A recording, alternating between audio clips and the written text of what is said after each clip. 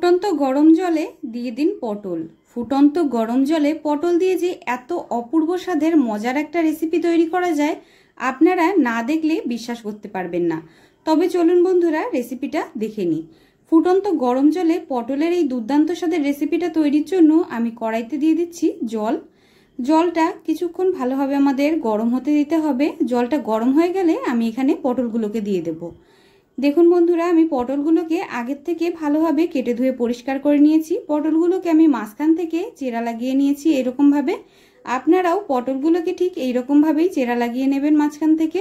এখন পটলগুলোকে আমি গরম জলের মধ্যে এক এক করে দিয়ে দিচ্ছি। সমস্ত পটলগুলোকে গরম জলের মধ্যে দিয়ে আমরা বেশ কিছুক্ষণ একটু ভাপিয়ে নেব। খুব বেশি সেদ্ধ করে নেওয়ার কিন্তু প্রয়োজন নেই। এখানে আমি পটলগুলোকে সামান্য পরিমাণে একটু ভাপিয়ে নেব।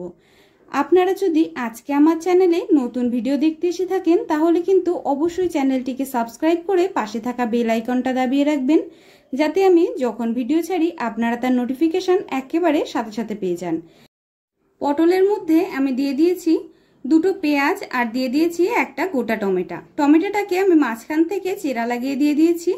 দেখুন বন্ধুরা, এখন ঢাকা দিয়ে বেশ কিছুক্ষণ আমি পটলগুলোকে হালকা ভাপিয়ে নিয়েছি। সমস্ত সবজিগুলোকে হালকা ভাপিয়ে নেওয়ার পরে এখন আমি জলের থেকে আলাদা করে তুলে নেব। জলের থেকে আলাদা করে আমি প্রথমে পটলগুলোকে একটা থালার মধ্যে তুলে নিচ্ছি। পটলের একঘেয়ে রেসিপি খেতে খেতে আপনাদের যখন বিরক্তি লেগে যাবে, তখন আপনারা পটলের এই রেসিপিটা অনায়াসে ট্রাই করতে পারেন। খেতে কিন্তু দুর্দান্ত হয়, ভাত রুটি সব কিছুর সাথেই কিন্তু একদম জমে যাবে। পটলগুলো ভাপিয়ে নেওয়ার সময় আমি যে টমেটো আর পেঁয়াজটাকে ভাপিয়ে নিয়েছিলাম, সেই টমেটো আর পেঁয়াজটা এখন আমি মিক্সার জারের মধ্যে দিয়ে দিচ্ছি। টমেটোর থেকে আমি খোসাটাকে ছাড়িয়ে নিয়েছি। আর এখানে আমি দিয়ে দিচ্ছি দুটো শুকনো লঙ্কা। আপনারা যতটা ঝাল খেতে পছন্দ করেন সেই বুঝে লঙ্কার পরিমাণটা নিজেদের অনুযায়ী বেশি অথবা কম দিতে পারেন। আমি গ্যাসের ওপরে কড়াই চাপিয়ে কড়াইতে দিয়ে দিয়েছি সর্ষের তেল। তেলটা বেশ কিছুক্ষণ আমাদের একটু গরম হতে দিতে হবে। দেখুন বন্ধুরা, তেলটা কিন্তু অনেক গরম হয়ে গেছে। এখন তেলের মধ্যে আমি দিয়ে দিচ্ছি সামান্য পরিমাণে একটু লবণ।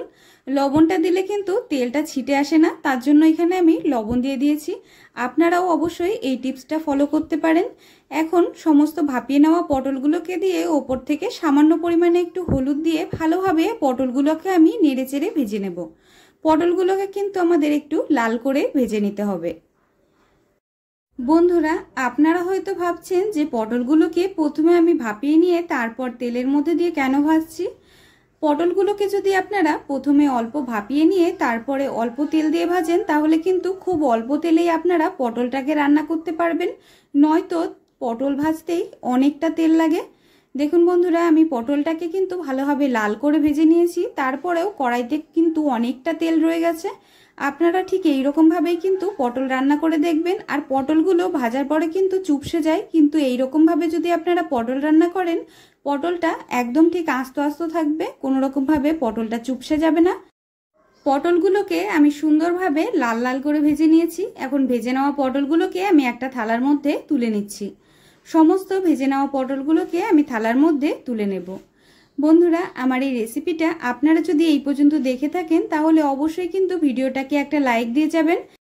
দেখুন বন্ধুরা, পটলটা ভাজার পরে কড়াইতে কতটা তেল থেকে গেছে। এখন এই তেলের মধ্যে আমি দিয়ে দিচ্ছি জিরে ফোড়ন।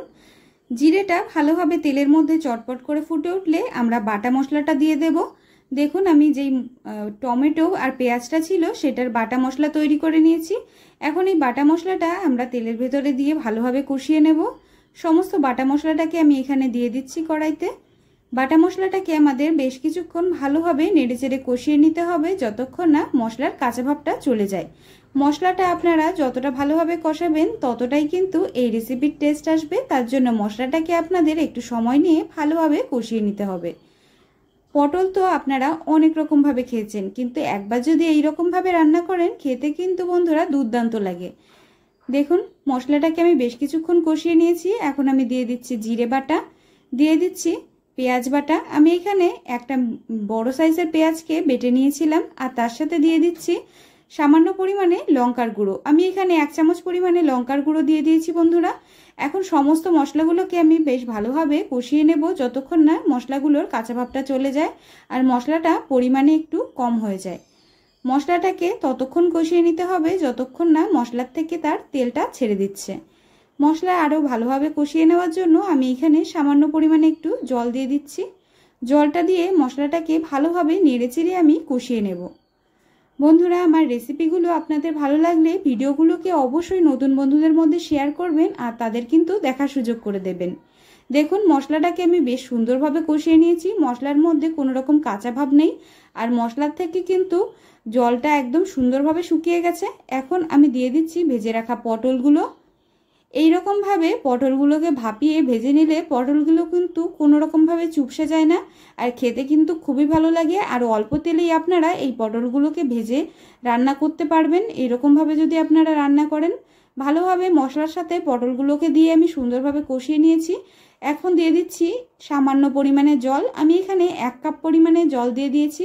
জলটা দিয়ে একবার ভালোভাবে মশলার সাথে আমি নেড়েচেড়ে কষিয়ে নিচ্ছি।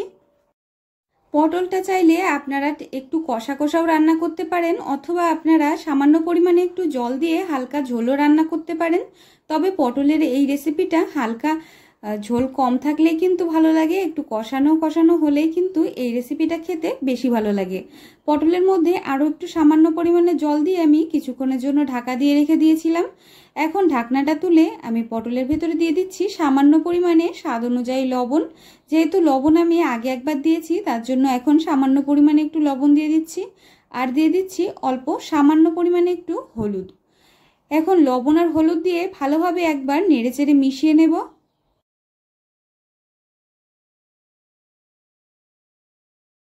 লবণ হলুদ দিয়ে আমি একবার ভালোভাবে নেড়েচেড়ে পটলটাকে মিশিয়ে নিয়েছি। এখন ঢাকা দিয়ে বেশ কিছুক্ষণ আমি রান্না করে নেব। বন্ধুরা, পটলের অনেক রকম রেসিপি আপনারা খেয়েছেন, কিন্তু একবার যদি এই রকমভাবে আপনারা পটল রান্না করেন তাহলে কিন্তু একেবারে জমে যাবে। ভাত, রুটি, পরোটা সবকিছুর সাথে খেতে কিন্তু পটলের এই রেসিপিটা দুর্দান্ত লাগে। বিশেষ করে গরম গরম ভাতের সাথে খেতে কিন্তু একদম অসাধারণ লাগে। পটলের রেসিপিটা আমার তৈরি হয়ে গেছে। রেসিপিটা আপনাদের কেমন লাগলো আমাকে অবশ্যই কমেন্টের মাধ্যমে জানাবেন। ভিডিওটা ভালো লাগলে ভিডিওটাকে অবশ্যই একটা লাইক দিয়ে চ্যানেলটিকে সাবস্ক্রাইব করে পাশে থাকা বেল আইকনটা দাবিয়ে রাখবেন। আমার রেসিপিটা প্রথম থেকে শেষ পর্যন্ত দেখার জন্য আপনাদের অনেক অনেক ধন্যবাদ। আপনারা সবাই খুব ভালো থাকবেন, সুস্থ থাকবেন। দেখা হবে পরবর্তী নতুন কোনো ভিডিওতে নতুন কোনো রেসিপি নিয়ে। ধন্যবাদ।